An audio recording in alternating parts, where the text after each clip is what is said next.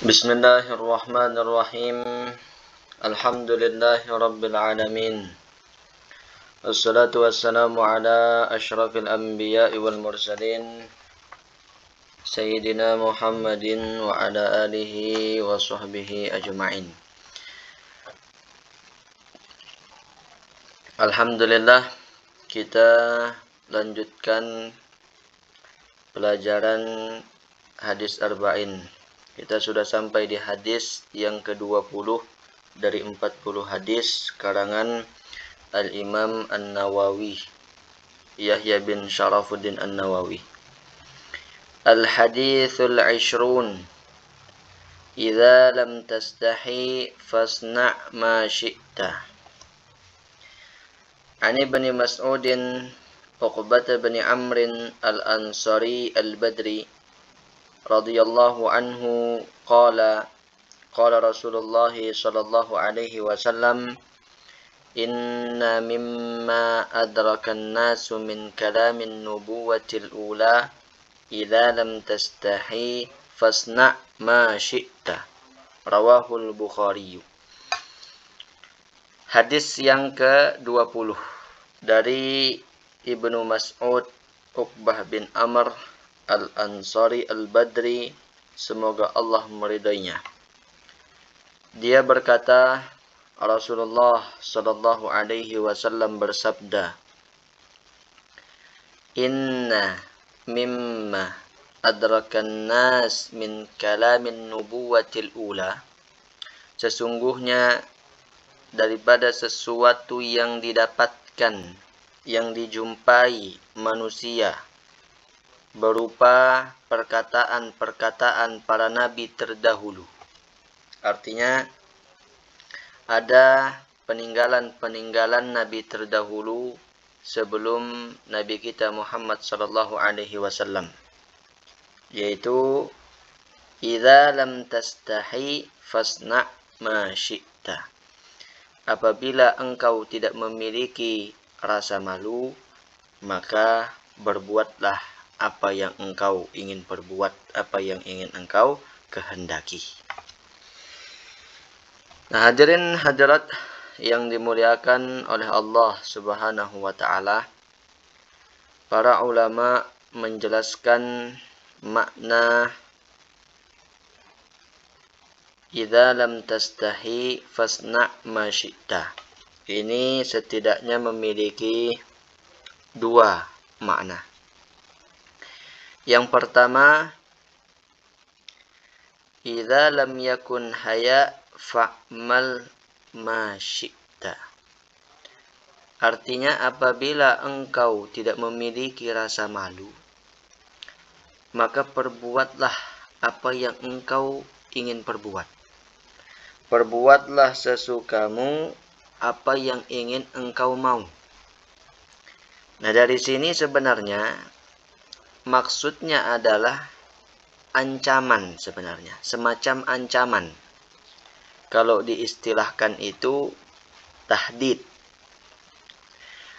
Kalau kamu tidak malu, perbuatlah apa yang engkau mau. Sama kayak kita keseharian. Bilangin siapa misalnya, anak, ane gawe betiang, lagu irat ya. Ayo kerjain aja itu, tapi nanti lihat balasannya ya. Nah, itu semacam ancaman. Dan kata-kata seperti ini juga sering digunakan oleh Allah Subhanahu wa taala berfirman, fa'budu ma syi'tum. Sembahlah oleh kalian apapun yang kalian ingin sembah itu. Artinya ini bukan semata-mata perintah, tapi ini juga sebagai ancaman. Nah, sama seperti tadi itu. Nah, itu yang pertama maksudnya. Artinya bukan untuk dikerjakan apa semau kita. Nah, gitu. Kemudian yang kedua, maknanya anna man lam yastahi sani'a ma sya'a. Sesungguhnya orang yang tidak memiliki rasa malu, dia akan melakukan apa saja yang dia mau. Orang kalau tidak punya rasa malu, berbuat jahat tidak ada malunya.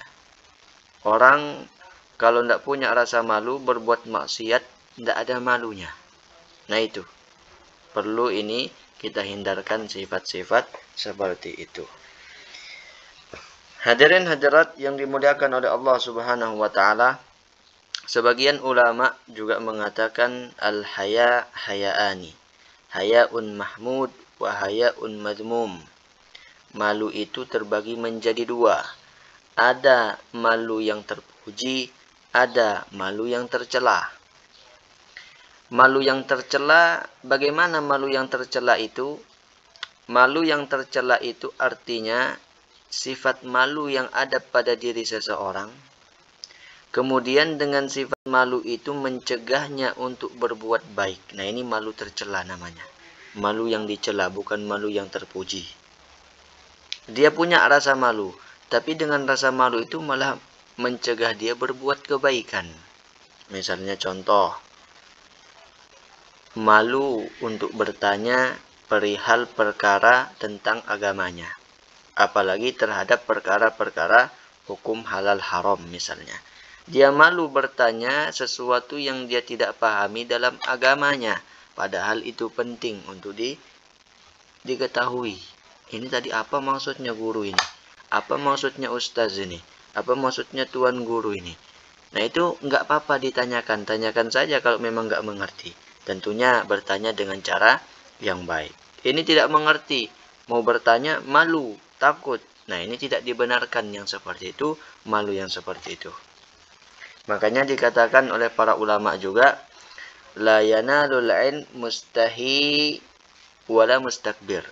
Ilmu itu tidak bisa didapatkan oleh orang yang pemalu, juga oleh orang yang sombong. Jadi dalam hal-hal untuk menghilangi kebodohan, seharusnya kita buang yang namanya malu bertanya untuk mengetahui ilmu pengetahuan itu.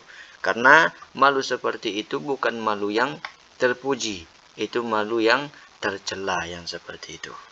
Nah itu, suatu dulu ada seorang perempuan dari kalangan Ansor datang kepada Rasulullah Shallallahu Alaihi Wasallam. Perempuan ini bernama Ummu Sulaim. Datang kepada Nabi menanyakan kepada Nabi, ya Rasulullah, hal alal mar'ah guslun idhah talamat? Apakah perempuan itu kalau mimpi basah dia wajib mandi?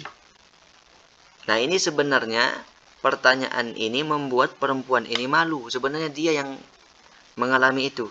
Cuma dia bilang, apakah perempuan kalau dia mimpi basah itu harus mandi kah ya Rasul? Ini kan sebenarnya malu perempuan menanyakan hal itu. Tapi karena ini berkaitan tentang ibadahnya, berkaitan tentang kesuciannya, untuk dia sholat, kesahan sholatnya, tentang hukum wajib dan tidaknya, nah ini perlu ditanyakan. Nah seperti itu. Sama perempuan misalkan di dalam masalah haid. Dalam masalah haid apabila tidak mengetahui, perlu ditanyakan kepada orang yang paham terkait tentang hal itu. Jadi artinya ini malu yang tercela apabila malu untuk menanyakan perkara-perkara agama, apalagi terkait tentang ibadah yang kewajiban-kewajiban terhadap orang yang mukallaf itu. Nah itu. Kata Nabi kemudian, na'am idza ra'atil ma'. Iya wajib mandi kalau dia itu melihat keluar air maninya. Nah itu. Pertanyaan ini kemudian hadirin dipuji oleh istri Rasulullah sallallahu alaihi wasallam yang bernama Sayyidah Aisyah. Kata Aisyah kemudian, ni'man nisa nisaul ansar. Lam yamna'hul haya ayyas'alna an amri diniha. Kata Sayyidah Aisyah. Sebaik-baik perempuan adalah perempuan dari kalangan Ansor. Kenapa? Karena malu tidak menghalanginya untuk bertanya tentang perkara agamanya. Nah itu contohnya. Jadi dalam permasalahan-permasalahan seperti ini itu termasuk malu yang dicela. Apalagi Ayo ke masjid. Ndak kenapa ndak ke masjid? Malu saya. Malu ke masjid. Kenapa ndak ikut majelis taklim, majelis ilmu? Ah, malu saya. Nanti dibilang kayaknya sudah tobat. Ndak perlu malu kayak gitu. Bukan di situ tempat malunya. Malu tercela namanya itu. Bukan di situ yang dianjurkan untuk malu. Takut saya nanti dibilang alim. Nggak apa-apa dibilang alim. Bagus malahan dibilang alim. Daripada dibilang yang lain amin gitu kan. Nah itu. Itu malu yang tercela. Yang pertama. Ke masjid aja. Berjamaah. Kemudian majelis ilmu. Yang dulunya misalnya nggak pernah majelis. Malu. Pengen aku sebenarnya ikut majelis. Ikut ngaji. Ikut belajar. Atau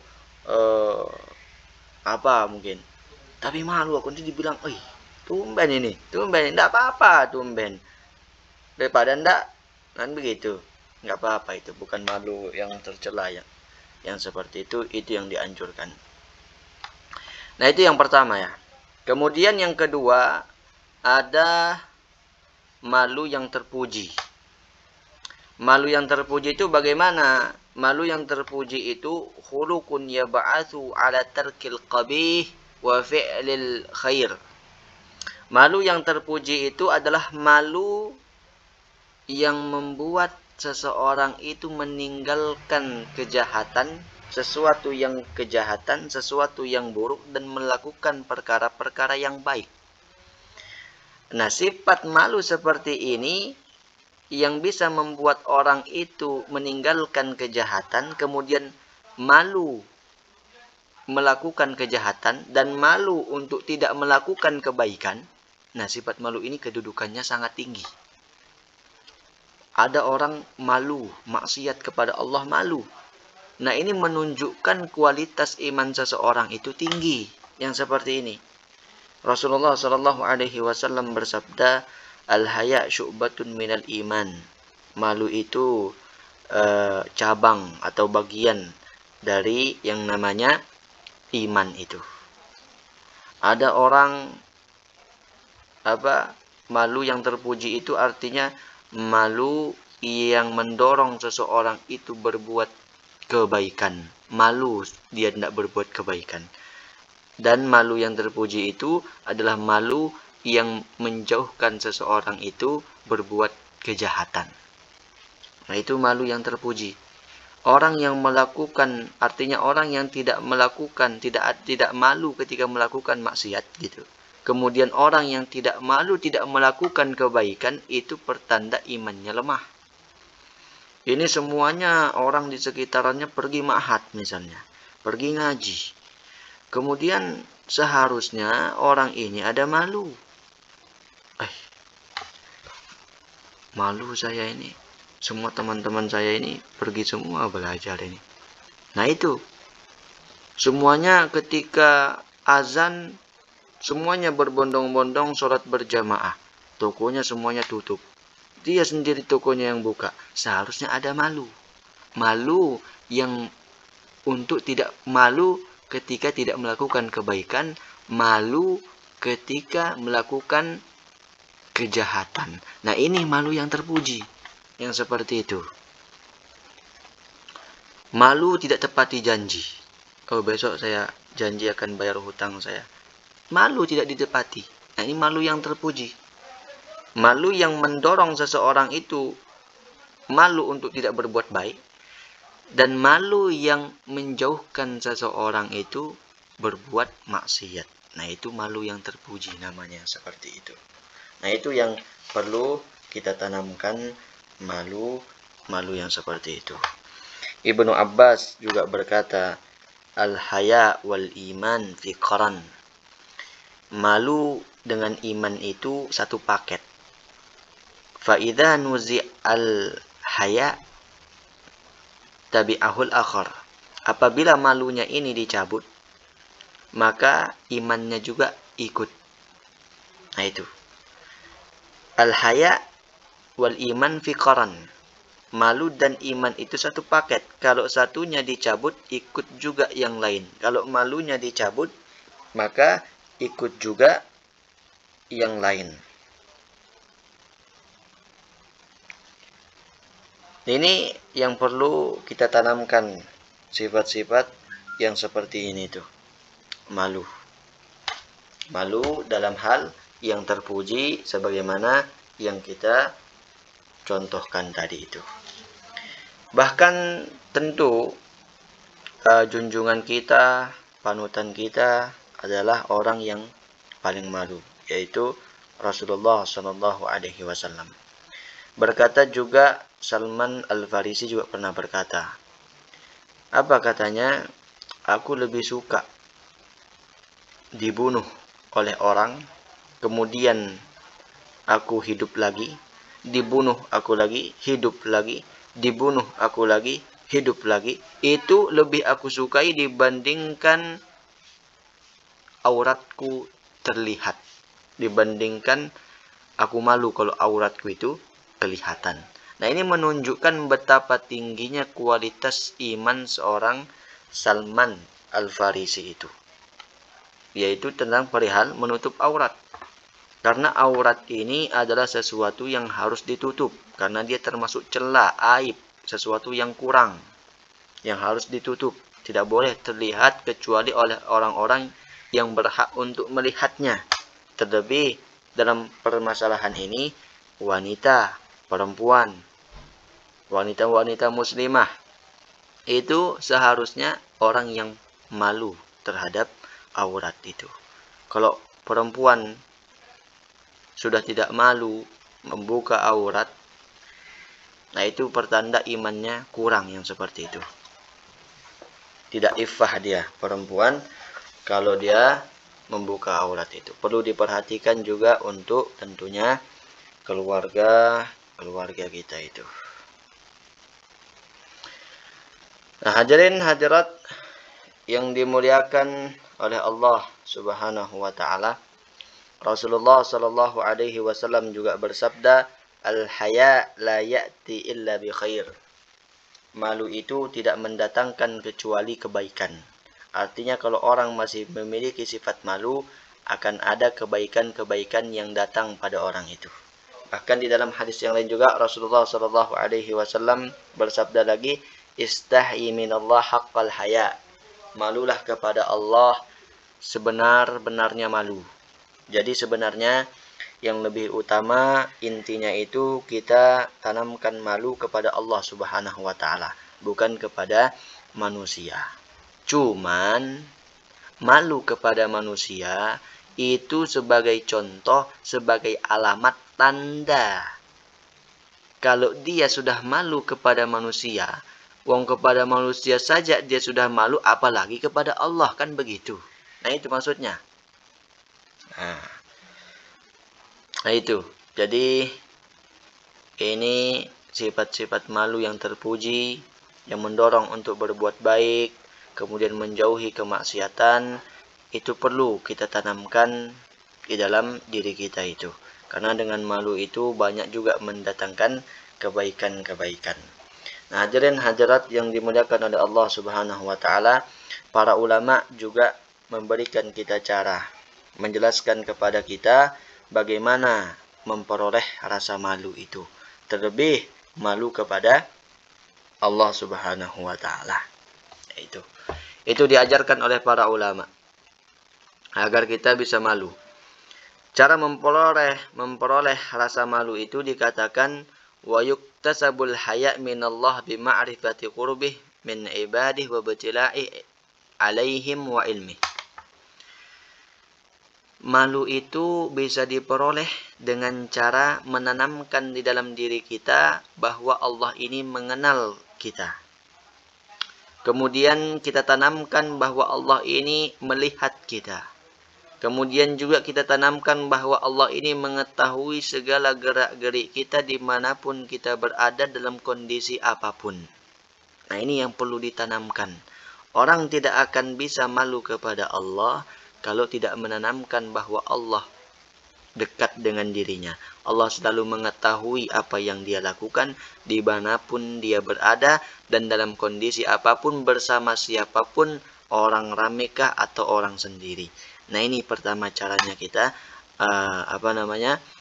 memiliki, menanamkan rasa malu itu dengan merasakan bahwa Allah itu selalu bersama kita, maka kita akan malu kalau ketika seperti itu, ada perasaan seperti itu. Makanya malu ini juga sebenarnya kedudukannya lebih tinggi dibandingkan dengan khauf, malu kepada Allah Subhanahu wa taala itu. Nah, itu yang pertama. Supaya menumbuhkan, memperoleh yang namanya rasa malu itu.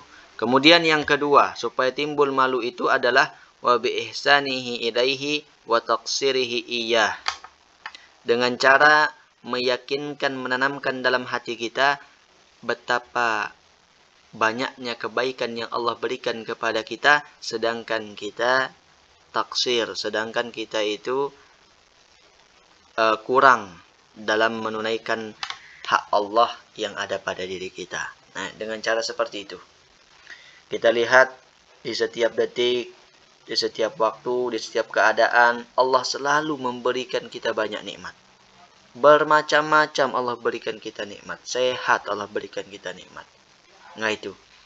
Tapi terkadang kita menggunakan nikmat yang Allah berikan ini kepada sesuatu yang maksiat, kepada sesuatu yang dilarang oleh Allah. Nah itu apabila kita merenungkan hal-hal seperti itu, akan timbul di dalam hati kita itu rasa yang namanya malu. Bahkan para aulia, para ulama itu seringkali mempraktekkan hal-hal seperti ini. Ada mereka yang mengatakan, saya malu berdoa kepada Allah minta rizki. Kenapa? Karena rizki yang ini saja belum saya tunaikan haknya kepada Allah Subhanahu wa ta'ala. Bahkan ketika mereka ditimpa penyakit, mereka malu untuk berdoa sembuh kepada Allah Subhanahu wa ta'ala. Kenapa? Kita ditimpa sakit 1 hari, sedangkan kita diberikan kesehatan sudah 60 tahun. Sehingga para ulama itu malu. Saya malu minta sembuh. Saya sudah sehat dikasih 60 tahun. Sekarang baru sakit saya 1 minggu.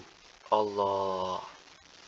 Nah ini sebenarnya tinggi kedudukan yang namanya malu kepada Allah Subhanahu wa ta'ala itu. Mereka malu meminta rizki yang berlebihan. Ini saja masih. Rizki ini sudah tidak bisa dihitung. Nah itu para ulama, orang-orang yang dekat kepada Allah Subhanahu wa ta'ala itu. Nah itu. Hadirin hadirat yang dimuliakan oleh Allah Subhanahu wa ta'ala, itulah kemudian cara kita untuk memperoleh yang namanya malu itu. Imam Ibnu Hajar rahimahullah juga berkata, man istahya minan nas ayyarawhu ya'ti biqabihin da'ahu dhalik ila ayyakuna ashadda haya min rabbih wa khaliqih azza wa jalla. Barang siapa yang malu kepada manusia, malu kepada orang lain, malu kalau orang lain itu melihat dia berbuat maksiat, maka hal itu akan mengantarkannya malu kepada Allah Subhanahu wa ta'ala. Kita masih malu, ada orang masih malu. Malu dilihat berzina. Malu dilihat tidak sholat. Malu kita dilihat tidak berpuasa. Malu dilihat minum arak. Nah, malu-malu kepada manusia itu nanti akan membawa kepada malu kepada Allah Subhanahu wa ta'ala. Nah, ini artinya dimulai dari manusia dulu. Dimulai dari manusia. Sehingga nanti itu membawa malu kepada Allah Subhanahu wa ta'ala. Artinya begini. Orang yang masih memiliki rasa malu itu sebenarnya masih memiliki benteng, masih memiliki pelindung yang dilindungi dalam agama, yang dilindungi oleh Allah Subhanahu wa ta'ala, bahwa orang ini masih ada kehormatannya, sehingga dia tidak boleh untuk digibahi, tidak boleh untuk dicela apabila dia melakukan maksiat itu masih dalam keadaan malu.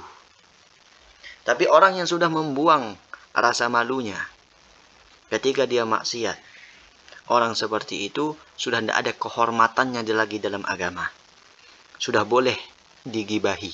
Enggak apa-apa, enggak dosa apabila menggibahi orang yang sudah maksiat dan dia tidak malu dengan perbuatan maksiatnya, apalagi sampai menyebarkannya sendiri itu. Nah, seperti itu. Jadi yang namanya malu ini adalah perisai, adalah benteng kita, menjadi kita ada kehormatannya dalam agama, dilindungi oleh agama. Makanya dikatakan man alqa jilbabal haya fala ghibatalah. Barang siapa yang membuang rasa malunya, maka tidak ada, maka boleh dia untuk digibahi. Dicela boleh, diceritakan orang itu boleh. Contoh, minum arak, mabuk. Ini sesuatu maksiat yang diharamkan oleh Allah Subhanahu wa taala. Kemudian ada orang mabuk. Ketika dia mabuk sudah nggak malu lagi berbuat hal itu. Mabuk di jalanan, mabuk di warung-warung, di tempat-tempat ramai. Dia nggak malu dilihat orang. Nah yang seperti ini kalau kita gibahin, kalau kita omongin itu nggak ada dosa. Apalagi batalah, nggak apa-apa untuk digibahi orang-orang seperti itu. Karena dia sendiri tidak malu dengan perbuatan maksiatnya. Dia malah menurunkan kehormatannya sendiri. Dan agama tidak menjamin kehormatan orang yang seperti itu. Apalagi, misalnya perempuan. Perempuan yang na'udzubillah, kita tidak boleh merendahkan siapapun. Mudah-mudahan mereka yang di luar sana yang masih terjerat dalam maksiat seperti itu ditolong oleh Allah Subhanahu wa taala, diberikan hidayah. Artinya begini. Misalnya seorang perempuan kemudian sudah tidak malu lagi membuka auratnya, bahkan menebarkan auratnya dan senang ketika hal itu diketahui oleh orang lain. Bahkan na'udzubillah sekarang orang sudah menceritakan perbuatannya, saya pernah berzina lah, saya pernah begini. Ini perbuatan apa ini? Bukan seperti itu. Orang yang seperti itu tidak ada kehormatannya dalam agama. Artinya boleh untuk digibahi. Boleh untuk dibicarakan orang seperti itu. Karena tidak ada pelindungnya yang namanya malu itu. Dia sendiri tidak iffah. Dia sendiri tidak menjaga dirinya.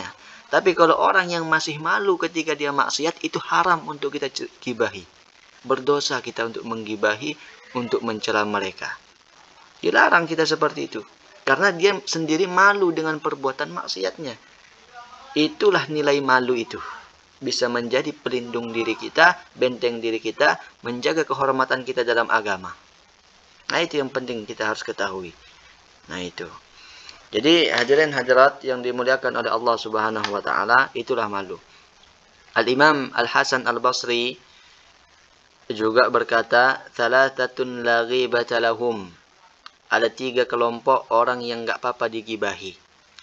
Yang pertama, sahibul hawa, orang yang dikendalikan hidupnya dengan hawa nafsunya. Yang kedua, wa fasiqil muzhir bi fisqihi, orang yang menampakkan kefasikannya seperti tadi. Dan tidak mau lagi berbuat maksiat, berbuat dosa. Wal imamul jair, yang ketiga adalah pemimpin yang zalim. Atau bisa kita bilang korupsi. Orang-orang yang benar, kalau dia benar dia korupsi, ya nggak apa-apa kita bilang, oh ini pemimpinnya korupsi. Kalau benar tapi dia seperti itu. Kalau sudah ada kejelasan tentang hal itu.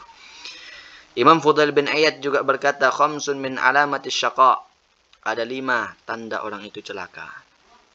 Ahaduhwa qillatul haya. Salah satunya adalah sedikitnya yang namanya rasa malu itu. Tidak malu sudah. Apa? Kalau sudah tidak malu berbuat maksiat, dia sendiri tidak malu dengan dirinya. Bagaimana agama akan menjaga kehormatan dirinya? Jadi malu itu benteng, pelindung kita. Orang kalau maksiat tapi dia malu dengan maksiat yang dilakukan, haram orang untuk mencela dia, merendahkan dia. Dan kita tidak boleh merendahkan ahli maksiat itu. Orang-orang yang berlaku maksiat itu. Itu kalau dia masih malu dengan maksiatnya. Kemudian dikatakan juga, idza aradallahu bi'abdin halakan naza'a minhul haya. Apabila Allah menginginkan kebinasaan pada seorang hamba, maka dicabut dari hamba itu rasa malunya. Nah itu. Orang kalau sudah dicabut rasa malunya, nggak ada malu lagi, janda Allah murkai orang seperti itu. Kalau Allah sudah murkai, naza'a minhul amanah. Apalagi akibatnya? orang itu dicabut amanah dari dirinya, tidak bisa dipercaya lagi. Kalau tidak punya rasa malu, dicabut amanah dari dirinya, dimurkai oleh Allah, dicabut amanah dari dirinya. Tidak bisa kita pinjamin uang, tidak bisa kita angkat jadi pemimpin. Orang kalau sudah dicabut amanah dari dirinya, maka akan berakibat orang ini menjadi orang yang khianat. Iya, orang kalau sudah tidak punya amanah, jadi dia khianat. Orang kalau sudah khianat, akan dicabut rasa rahmat pada dirinya, dicabut kasih sayang pada dirinya. Itu. Orang yang khianat, dia tidak ada kasih sayang pada dirinya. Artinya bisa saja dia melukai, menyakiti, bahkan na'udzubillah sampai membunuh orang lain. Karena tidak ada rasa kasih sayang dalam dirinya. Dan orang kalau sudah tidak ada rasa kasih sayang, dicabut rasa kasih sayang pada dirinya itu, maka dia akan melakukan sesuatu yang kasar kepada orang lain. Kalau sudah dia melakukan seperti itu, apalagi berakibat, akan berakibat kepada dicabutnya tali iman dari lehernya. Kalau sudah tali iman dicabut dari lehernya, apalagi akibatnya, tidaklah engkau jumpai dia, melainkan dia dalam keadaan terkutuk. Nah itu. Itu semua dari apa? Dari malu. Dari malu sumbernya tadi, awalnya kan malu. Dari malu. Makanya penting kita tanamkan yang namanya malu dulu. Rajin sholat berjamaah. Malu kalau enggak sholat berjamaah. Sekarang sudah enggak. Nah ini tanda-tanda. Tanda-tanda hilang rasa malu. Dan itu perlu ditumbuhkan seperti tadi itu. Malu yang terpuji tadi adalah malu yang mana kita malu berbuat maksiat, berbuat jahat. Dan malu tidak melakukan kebaikan. Baik itu dengan sebab orang-orang di sekitaran kita. Makanya pilih-pilih lingkungan orang-orang tempat kita bermain. Minimal kalau kita tidak seperti mereka, kita malu lah jadinya kan.